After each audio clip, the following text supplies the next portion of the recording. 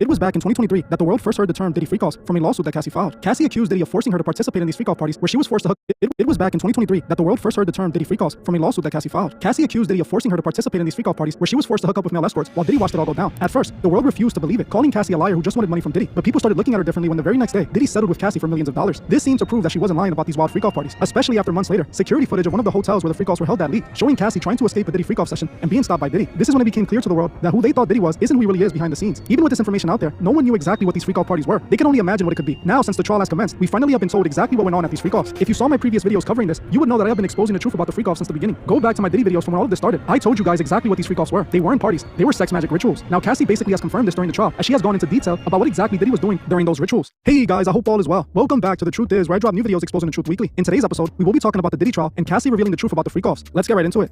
Right now, we are at the start of the trial of the decade. The biggest figure in hip-hop is being judged by the courts for his horrific behavior within the music industry. Since 2023, people have started to see Diddy differently, but after the details revealed during the trial, the world will see him for what he really is, a sick individual who's into some dark things. Recently, the trial has commenced, and the first witness called to the stand is no other than Cassie. Cassie is one of the most important witnesses in this trial, as she was the woman who started this off. If it wasn't for suing Diddy back in 2023, the world would still be worshipping that fallen man. While on the trial, Cassie has been painting a picture of what exactly she went through with Diddy, giving us a vivid description of the disturbing freak-offs. According to Cassie, she met Diddy when she was fairly young at the age of 19 and began dating him not long after. She was an inspiring artist, and Diddy took a liking to her, signing her to his Bad Boy record label for a 10-album deal. The more time they spent together working on music, the closer they became, until she fell in love with him. By the time she was 22, Diddy asked her if she would be willing to participate in his freak-offs. Cassie claimed she was initially caught off guard and shocked, but agreed to do them because she loved Diddy and wanted to keep him happy. Cassie then explained how these freak-offs would play out. They would invite male escorts or dancers to hotels they would book all over the country. They would order multiple men sometimes to show up. When the male escorts would show up, he would be greeted by Diddy and Cassie wearing a disguise. Cassie would wear a mask while Diddy would cover his face with a bandana. Then Diddy would sit in a corner while Cassie and the male worker engaged in intimate acts and watch while playing with his little Diddy, directing the entire session like if he were an adult film director. He would instruct them to continue until the escort would completely finish in or on Cassie. Cassie and Diddy would then immediately run into another room, leaving the escorts alone for a moment. Cassie claimed that when they were in the other room after finishing with the escort, Diddy would do the most disturbing thing about all of this. This is worse than anything else that has been reported, and that says a lot. According to Cassie, Diddy would instruct her to remove the male fluid from inside of her and then rub it on Diddy's chest area. Again, Cassie claims Diddy would want the escort's fluid rubbed on his chest after Cassie finished hooking up with him. This was seriously disturbing, but groundbreaking information that confirms everything I've been exposing about Diddy for years now. Now you may be wondering, why the heck would Diddy want another man's fluid rubbed on his chest? Is it because he's gay and that's just some weird kink he's into? No, not at all. This is darker and deeper than the mainstream is trying to make it appear. Diddy is a sex magician occultist. He is into an occult practice called sex magic. He is a part of the occult sex religion called Thelema. What Cassie described wasn't her fulfilling Diddy's strange kinks. It was describing a sex magic ritual. In Thelema, exactly what Diddy has Cassie doing in these freak-offs is what goes on inside of these Thelema lodges. Groups of sex magicians engage in magical rites where a man and a woman engage in intimate activities together while others watch. Those a part of the Thelema religion believe that there's magic in intimacy, magic that they need to harness to become spiritually enlightened. By watching another couple engage in these activities, they're absorbing that energy. That's what Diddy was doing the whole entire time. Everyone you see at the very top in Hollywood engages in these rituals. Now the reason Diddy wanted the male fluid rubbed on his chest, it's because in sex magic, they believe the male fluid is magical. They call it the life essence. They believe that the energy needs to be harnessed. The reason they do these rituals is to put themselves in a trance-like state where they can activate their higher selves. Diddy was participating in these sex rituals with Cassie. Now Diddy has been telling the world he's a part of the Thelema religion for a while now. Every time you see him taking pictures doing this hand gesture, that is a Thelema hand gesture done during sex magic rituals. On top of this, in the religion Thelema, they claim that love is the law, love under will, which is basically the credo of the organization. Now you should remember that Diddy changed his name to Love. This is a direct reference to Thelema. Diddy is referring to love is the law, love under will. It's why he released an entire album called the Love Album. All of it was Diddy secretly showing the world that he was an occultist into sex magic. These parties weren't just about fulfilling Diddy's disturbing desires. They were rituals done with a specific purpose. According to Cassie, Diddy was having her do this multiple times a week for several years. Cassie claimed she wasn't able to quit because Diddy would film these rituals and then use them against her, claiming that he would release them if she stopped. The reason occultists participate in these sex rituals is because they believe it'll help them enter a higher spiritual realm that puts them in contact with higher spiritual entities. They believe these rituals allow them to communicate with these entities who grant them forbidden knowledge. These occultists will then use this forbidden knowledge to achieve whatever they want. Many inventors, artists, and actors all do these same sex rituals in order to contact these deities and use them for their work. Artists will use these deities to write his songs. Inventors will use these rituals to come up with the answers to their inventions. Actors do these rituals to allow the entities to take over them and use them for their acting roles. This is the secret of the highest degree in masonry. This is what is taught in the 33rd degree. How to utilize sex magic to be able to communicate with these entities. Many people think Cassie was complicit in all of this because she wanted money. Part of this is true. Cassie wanted to be a successful artist. She saw Diddy as the man who could make that happen. But it appears Diddy had other plans for her, using her to perform these sex magic rituals. And it's the same thing that happens to many of these upcoming celebrities that enter the industry. They think that these executives want to help them make it to the next level, when in reality, they're either trying to initiate them or use them for their rituals. From what it appears, Cassie was just like many other celebrities who got brought into that life when they were trying to make it big. She was willing to do anything to make it, and that's what Diddy had her doing for her spot in the industry. I believe Diddy also did these rituals with people like J-Lo, and I believe she's continuing to use these rituals in her life till today. J-Lo's ex-husband exposed her for using witchcraft and performing rituals for her success. Jennifer was married to Ojani back in 1998, right before she was with Diddy. Ojani even claims that Jennifer cheated on him with Diddy. More importantly, Ojani exposed something about Jennifer that most people don't know, that she's into black magic and witchcraft. According to Ojani, J-Lo is deep into Santeria, which is similar to voodoo. He claims that J-Lo was extremely serious about Santeria, and he was as well at one point. Ojani claims that he and Jennifer had a black magic godmother, that J-Lo even performed a Santeria ritual to be granted the Selena movie role, the movie role that changed her life. J-Lo started dating Ojani back in the mid-90s and ended up marrying him in 1998. He was actually her first husband and was with her before she became a massive star. He was exposed to Santeria after he started dating J-Lo. He claimed that after they broke up, because J-Lo was cheating on him with Diddy, he and J-Lo went to see their Santeria spiritual leader, who he called the godmother. This is where he claims that J-Lo participated in sacrifices to the gods in order to cleanse herself of Diddy. According to Ojani, he saw J-Lo do a blood rebirth ritual where she bathed in chicken blood until she was covered in it from head to toe. He then claims that she was washed off with holy water and patted with herbs. This is what I believe he was referring to. All of these big celebrities are into this. Thelema is the secret religion of Hollywood. Thelema at its core is just Gnosticism, alchemy, and Luciferianism, ancient occult practices that these occultists use to become God. Understand that Diddy isn't the only one doing this. Kanye is also into these same practices. Kanye is also into sex magic, and that's why we see him doing the things he does today. Kanye and Diddy were close, and it's because they both participated in these disturbing rituals, and so did Jay-Z. Aleister Crowley is seen as a god in Hollywood. He's the one that taught Hollywood about sex magic. All of these artists you see sending love and admiration to Crowley are into sex magic. That also goes for Ab-Soul. Ab-Soul made an entire album about Crowley, calling it Do What Thou Wilt. But the name of the album was the same, Do What Thou Wilt,